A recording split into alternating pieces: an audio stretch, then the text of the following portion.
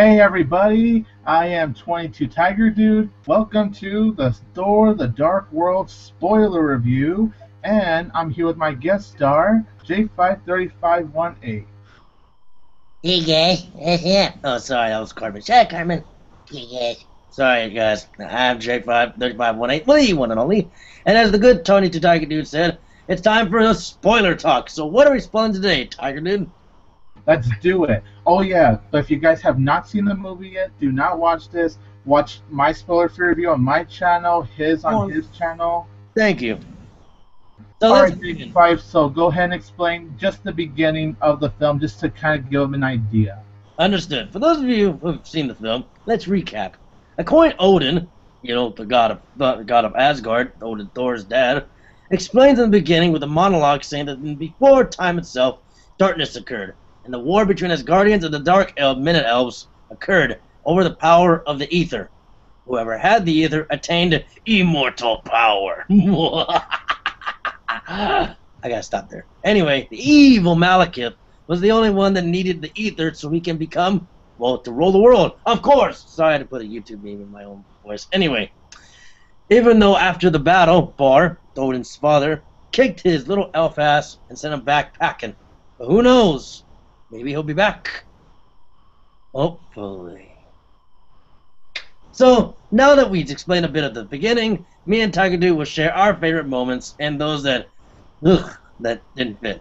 You go first, Tiger Dude. Alright, thanks man. Well, I love the sequel.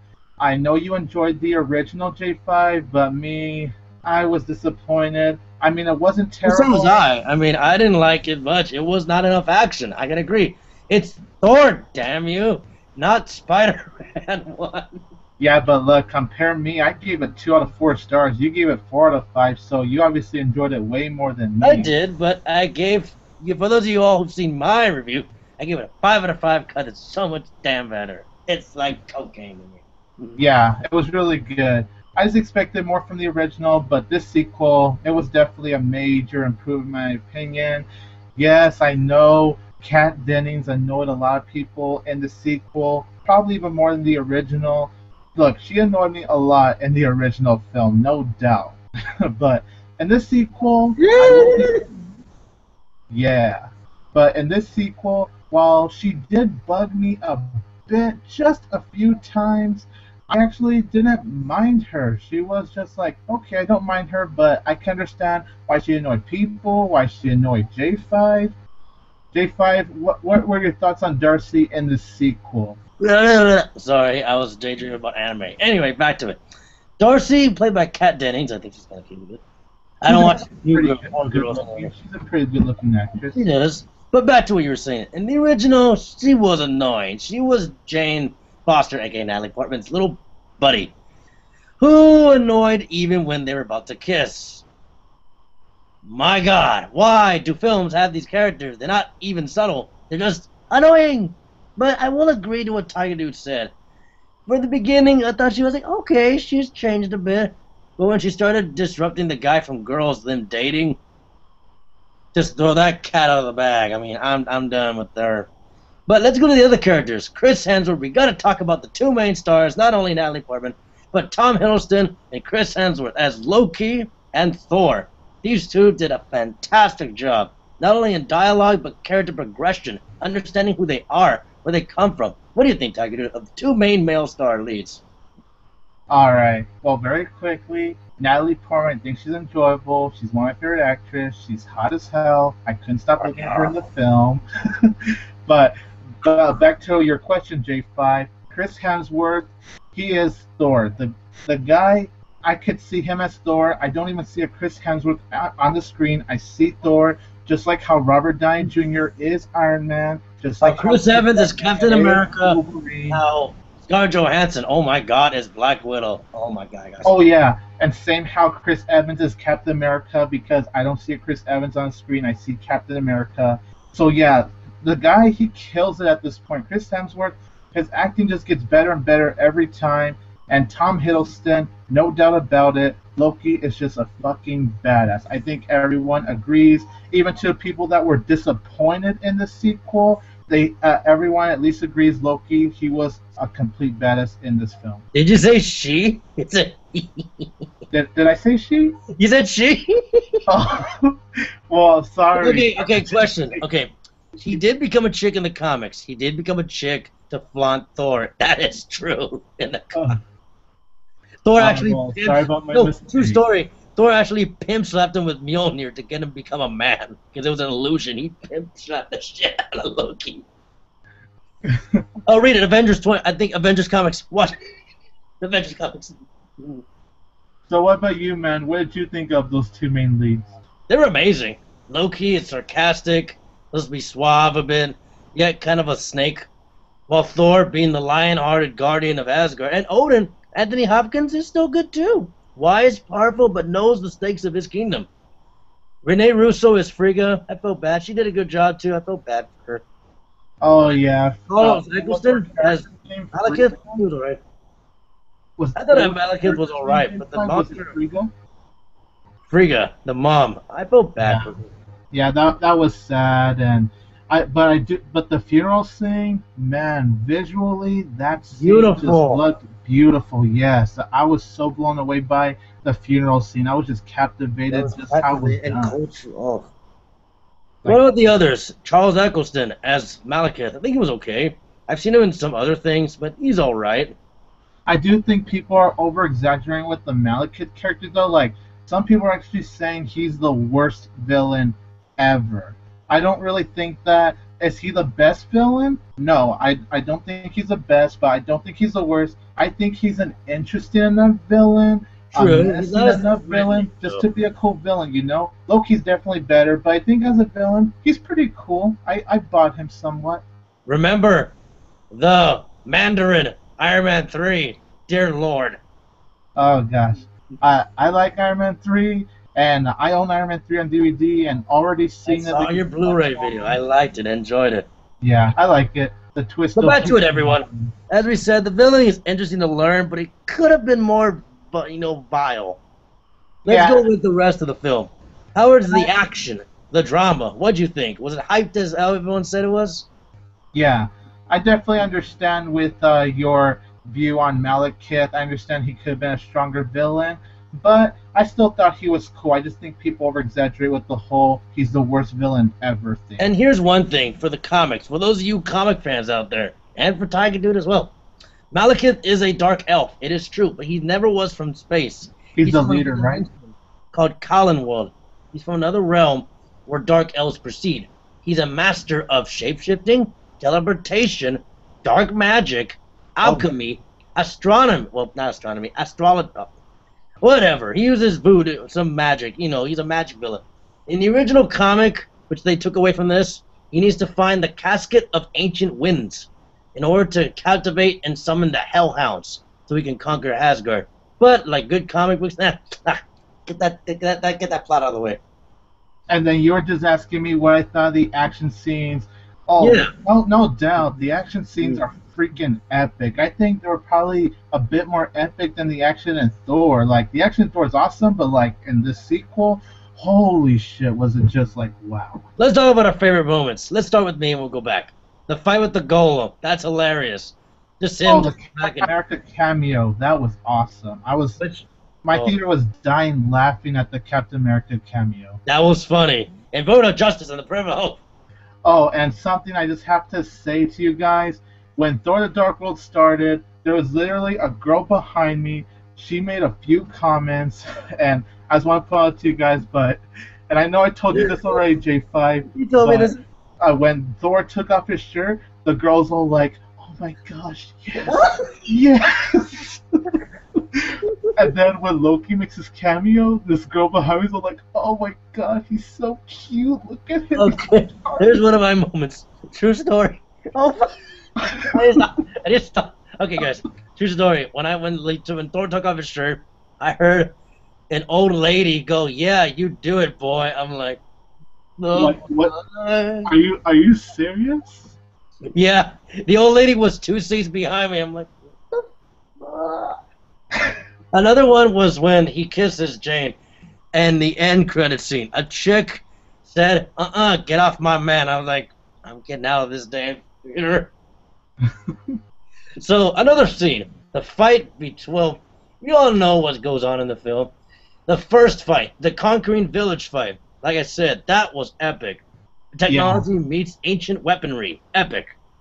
Oh, and the finale, it was epic, but it was so goddamn random and hilarious at the same time. Like Thor and Malekith, they're like transporting dimension by dimension, and then you see Darcy and that intern they kiss, and out of nowhere, one of the dark elves they fall down and then they freak out. Like I think that's why I didn't mind Darcy here because she was actually pretty funny in some moments, especially the finale, the way she and the intern kissed each other. I know it was ridiculous and maybe not necessary, but hey, it cracked me up, and as long as it worked for me, it works. Scenes of them where they're teleporting. Really good at humor. Here's one. When they're teleporting, they fall from the sky, and Mjolnir is without them. They do the whole cats and dogs slop off. It's like, okay, that's hilarious. That's funny. Yeah, that they were fighting in midair. That's pretty cool. You gotta admit, that is interesting. Yeah, I think how they did the finale was overall impressive. I didn't expect them to go that direction with the finale, but originally, here's what I thought. I wish he could just Superman punched him up to Asgard and then slam him with Mjolnir down to the earth where he burns. That would have been awesome. Yeah, that would have been. Mjolnir! Oh, and Anthony Hopkins as Odin. Of course, he's really good. No doubt about it. Although, again, I would say he's a father, but he was a little bit arrogant of what his son wanted. But then again, if you're the king and you've lived a long time, you're expected of that. Yeah. They kind of had their same banter back and forth like what they did with the original, except in this one, Thor is more wise, while in the original, he was arrogant and selfish. So it was a good idea to play it off, but also, we all know the Loki sneak peek. Oh, we should also mention Captain America. For those of you who are going to see this, we can't tell you this, but we'll say it anyway. Spoilers, there is a sneak peek for Captain America, the Winter Soldier, and it looks goddamn amazing. Totally agree. I'm so excited for Captain America, the Winter Soldier. Like, wow. Oh, Black Widow. I'm definitely looking forward to that. And her hairstyle, too. Oh, man. Oh, man. Anyway. Anyways, it's not about that. We're talking about Thor: The Dark World. If we're going to gush over someone, let's gush over Natalie Portman. I will say, she didn't look beautiful in this movie. I did say. It's a better performance here than something like Black Swan. Oh, God. Yeah. I couldn't think about ducks for one day. I don't know why. What other parts were there? Oh yeah, when Thor and Loki were fighting over driving the ship, like, hey, will you let me drive the ship? That's hilarious. That's technology made this up. Also, we all know the deception scene when they're about to give up life and Loki cuts Thor's arm. Oh my God! Oh, that part surprised me. I'm like, what? Are you serious, Loki? You fucking betrayed your brother? Fuck you, man. Why? Brother, my brother. But then it turned out it was all a trick to trick the Dark Elf, Malekith and the Dark Elves. I thought that was really clever how they did that. That actually really surprised me and caught me off guard. And the end, with Loki on the throne of Asgard. Does that hint at something? Yeah, well, actually, he was Odin, but it was revealed that it was Loki the whole time, so it kind of has us wondering, where's the real Odin then? Did Loki tie him up somewhere? Did he kill him, or did he ever send him back to Midral? Yeah. Is he still out there fighting frost giants? I mean, Come on, Odin, where are you?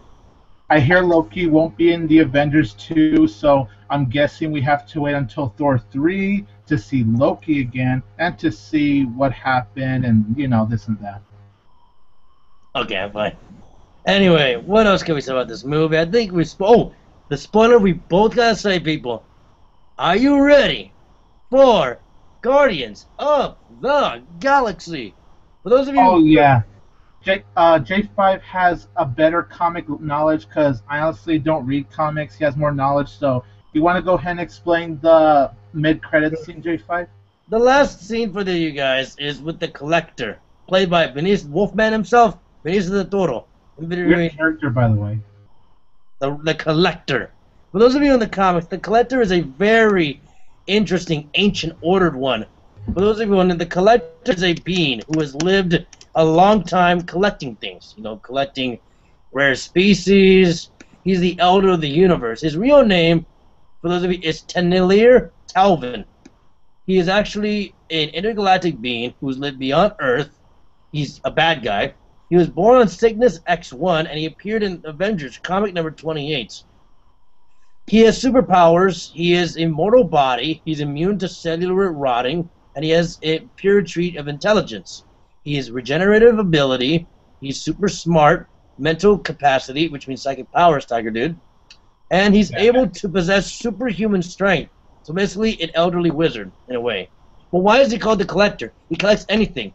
Aliens, jewels, or in this case, the Tesseract. For those of you, yes, we're getting into the Infinity Gauntlet storyline, with him facing up against the big mad titan, Thanos. For those of you who did see, the Ether is a Power Stone, an Infinity Gem. Let me help you out with this, Tiger Dude.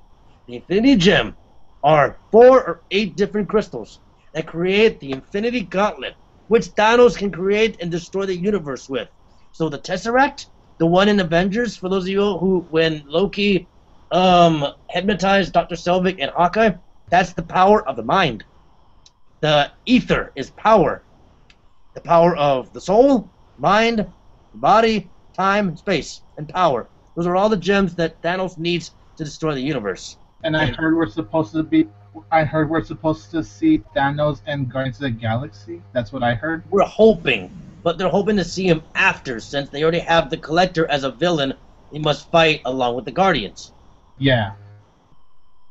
And then there's an after-credits scene where Thor, he goes back to Natalie Portman. They kiss. I guess it was kind of to reference this cheesy soap opera. It was funny. And then there was this monster that was chasing after a pigeon. What was the name of that monster? The Bling Snip. The Bling Snipe. It's a giant creature referenced in the first movie, the giant thing with horns coming out of the cave. That was chasing the pigeons. The damn pigeons. They never leave them alone. Poor pigeons, by the way. I feel so bad for them. Marvel's really good at balancing action and humor, just to add that lightheartedness, just so it doesn't get too serious. I think that's what I've always loved about the Marvel movies. Not saying that... okay, we'll get to the Marvel DC rant later on, but let's wrap this up a bit. Are we all... Let's start with Tiger Dude. Are you happy with how Thor's going to be? Are you happy how the storylines from Guardians to Avengers will come in the following decades? Well, I definitely see the Marvel Universe expanding more and more. These guys, they're definitely doing a very good job with their films. Iron Man 3 was good. Thor the Dark World is fantastic. And I can't wait to see how not only how Phase 2 goes, but how the rest of the phases go. True, and I can't wait to see other Marvel characters soon to collide. For example, we'll have to see the Red Falcon come in with the Winter Soldier and Captain America, the Winter Soldier. Oh yeah, that's definitely going to be interesting. Also, other movies. X-Men, Days of Futures Past. Ooh. Oh gosh, that trailer just, wow. I'm getting intoxicated. Anyway, let's end the spoilers. So now you all know what's about to happen for those of you who've seen, and for those of you who consequently tuned into this. I don't know. Let's wrap this up. I'm glad to join with this 22 Tiger. I'm glad to join. We could do this collab together. I hope we can do this another time. Remember, this is our first time with Google Hangout, and it is awesome. Care to take it away? I'm glad you're able to do a spoiler review this way. I'm glad to do that. So take us home, 22 Tiger. Oh, well, very quick. I love the way Loki said, ta-da. That's hilarious. Well, J5, I want to say thank you so much for being my guest star for the spoiler review of Thor the Dark World. Well, you guys, of course, check out my channel, 22 Tiger Dude, and check out J5's channel. I'm going to leave a link to his channel down below. Subscribe to his channel, subscribe to my channel, like and share. Follow me on Facebook and Twitter. And are we ever going to do this again? Yes. But I thought joining with him for another one coming up soon, hopefully. So as always, this is J53518 sign off. And this is 22 Tiger Dude, who will always have Tiger Power! Yeah. Alright. Adios, amigos. Bye. Bye, you guys. Thanks for watching.